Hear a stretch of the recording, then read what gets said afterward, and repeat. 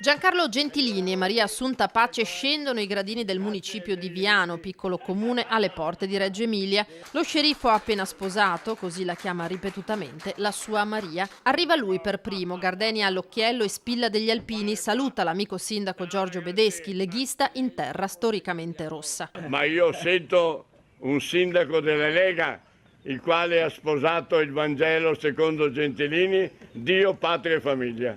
Gentilini sposa a 88 anni, notizia che ha fatto il giro d'Italia. L'amore non ha età, ragazzi miei. Auto bianca per la sposa che arriva visibilmente emozionata. Testimoni per lo sposo il figlio Antonio, per la sposa il figlio Mauro. Lei, signor Giancarlo Gentilini, intende prendere per moglie la qui presente Maria Assunta Pace? Sì. Lei, signora Maria Assunta Pace, intende prendere per marito il qui presente Giancarlo Gentilini? Sì. In seguito alle vostre risposte affermative, io, Giorgio Bedeschi, sindaco, ufficiale dello Stato civile del Comune di Viano, vi dichiaro in nome della legge uniti in matrimonio. Cambiatevi le fedi. Lo scambio delle fedi, Giancarlo e Maria che si stringono la mano, ma i presenti non basta.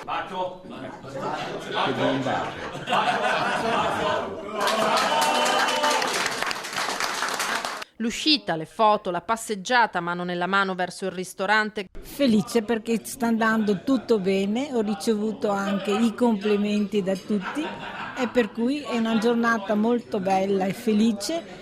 Cosa vuoi? Io ho i figli, ho gli amici, ho l'amore, cosa voglio di più? Grazie per questa dimostrazione d'amore, dice lo sceriffo, che alle telecamere affida il saluto ai trevigiani. Carissimi telespettatori, qui che vi parla è lo sindaco sceriffo numero 1, il quale oggi ha aperto il cuore alla sua Maria.